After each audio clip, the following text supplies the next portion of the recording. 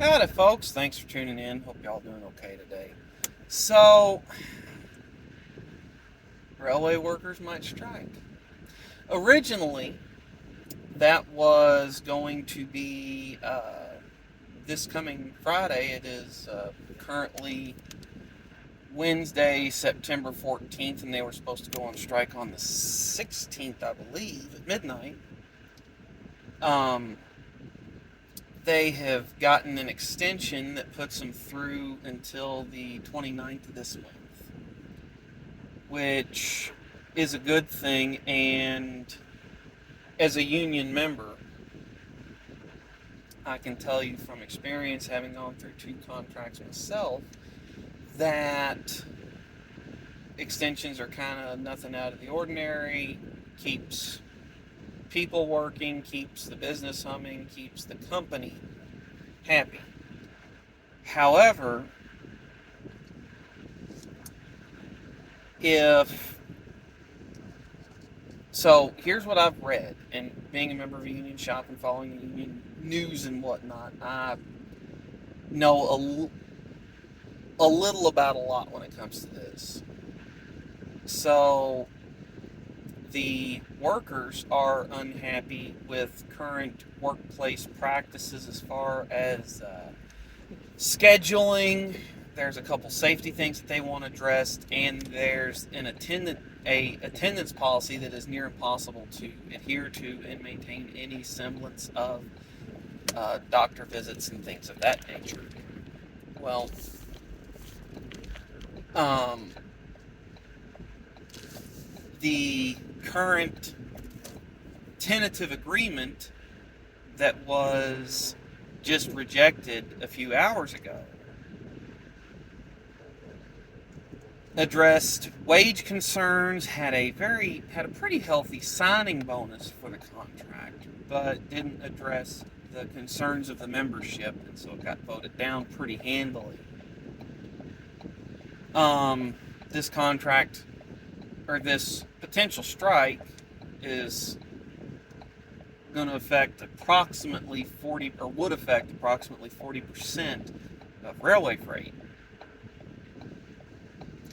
You could try to pick some of that up with semis and other ways of moving cargo around, but they're already stretched thin and a little behind. So, one thing I want to say, being a member of a union, I fully support their right and ability to strike. However, right now, with the supply chain still being in a fragile position and stock issues still cropping up here and there, or shipping issues still cropping up here and there, the timing on it is pretty bad if they were to strike. The one thing that I find interesting is that the president is currently involved in this. Now, I didn't vote for Biden. I didn't vote for Trump. I voted Joe Jorgensen in 2020. So I will say, Biden trying to keep everything rolling, that's kind of to be expected given the precarious nature of everything right now. But if he intervenes in the last, in the 11th hour of this and attempts to stop the railway unions from striking, that is ridiculously bad imaging, or a ridiculously bad image on his administration. Unions back Democrats. Not judging, not saying that's a good or bad thing, just they do. I have been a member of a union since 2015, and anytime there's an election, state, local, federal, they always have Democrat signs out in the Union Hall's parking lot. All the campaign flyers that we get are Union. We run pro-Democrat campaign ads. So it's what happens in a union shop. And if Biden interfered in union business and prohibited a strike, that would look very bad for Democrats, especially going into the midterms. If he jumped in the 11th hour and signed the emergency, oh my gosh, traffic is terrible.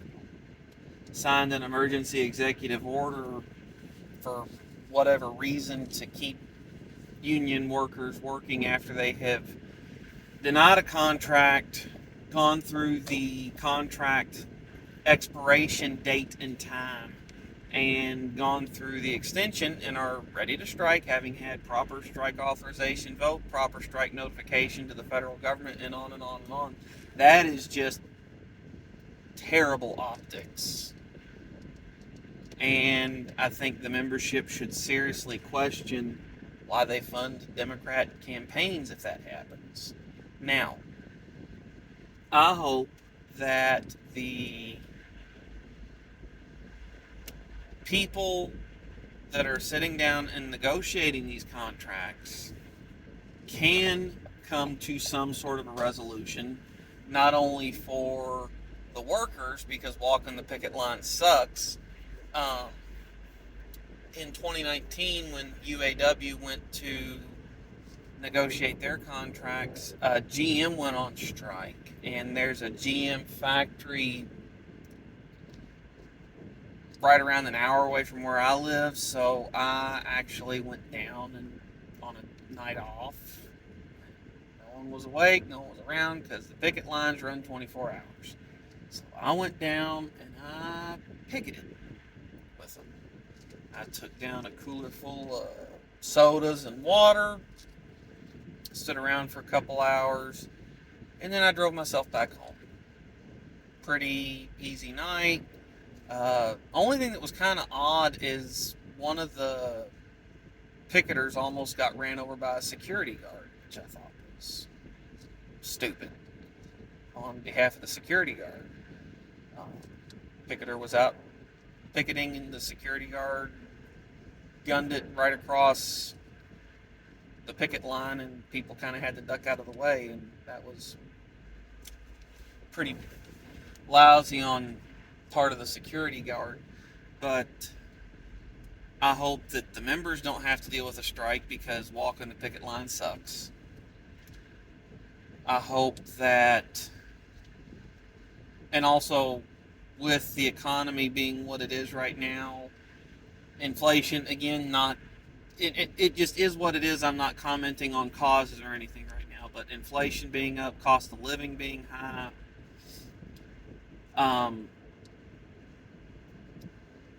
it's not easy to make ends meet on strike pay. So, which that's a fund that the union takes out, that puts together out of dues of the membership in order to keep some money coming in during strikes and things like that. So, but it's a far cry from a full 40-hour paycheck, especially if you've been there for a while and you've worked your way up the pay scale. So I hope that they don't strike, because walking the picket lines suck, reduced pay sucks, and GM walked the line for 30 days and got very little of what they wanted, and basically the company just kind of starved them out. So I hope that they don't strike for those reasons. I also hope they don't strike because with the precarious position that the supply chain is in, losing approximately 40% of rail freight at such a time as this would be no good for the majority of the American people. I remember one time this was when I was in high school, I had gone to a private tutor for a Spanish class, and one of the other dads was driving me home. Real nice guy. And he was a truck driver by trade, so I didn't get to see him very often. But this one time he was in, and he was picking his daughters up, and I managed to catch a ride back to my place with him and his family. Then we got talking for a little bit, and he said, the thing that's weird that most people don't think about, and bear in mind this was, 20 years ago, is most people don't realize that everything that they own has been transported at a minimum of 4 times. Wherever the raw material, take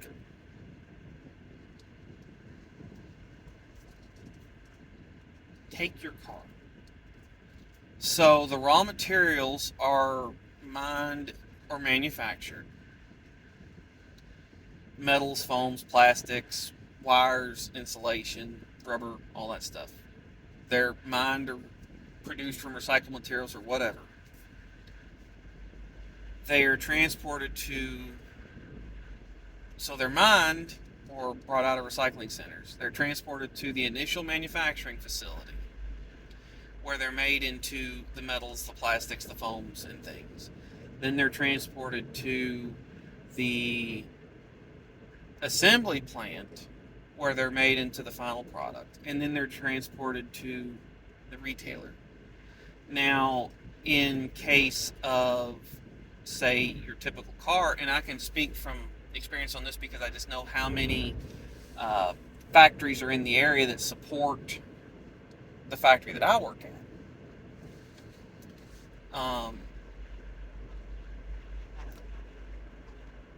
It's more than that. So there's a ton of factories all around the state that support my factory as well as other Ford factories. So a lot of times you'll have components that are built off-site at other factories before they get sent to my factory to get put into the vehicle. As an example, I worked at a shop that manufactured the frames before I went to work at Ford. And so you add an extra link in that specific part where it was actually transported at minimum 5 times. There's a factory, there's also a warehouse nearby that supplies us with a lot of small parts, and a lot of times parts will end up over there before they end up at our dock. So that's 6 times. So 5 to 6 times at minimum, the materials and parts are transported for vehicles that roll off of the assembly line where I work. Just kind of interesting. And rail is a part of some of that. So it's going to be real interesting if these railway workers go on strike, because you'll have a lot of raw materials that can't be taken from the mines or producers of raw materials. You'll have a lot of bare component, you'll have raw materials that have been refined into the final product that can't be taken to their manufacturer. You'll have piecemeal parts that can't be taken from there to the final manufacturer, and on and on and on. And that's not counting your Amazon orders and your this and your that. There's a huge amount of stuff that's transported every day to put it on the shelf where you pick it up, or at Amazon where you order it and it shows up in 2 days. There's a lot that goes on behind the scenes for that. And don't get me wrong, I support the railway workers' right to strike, but with everything the way it is supply chain wise, they almost couldn't have picked the worst time to go on strike, but their contract expires when their contract expires. So, said all that, that's kind of what I got, folks. Thanks for tuning in. I'll catch y'all next time.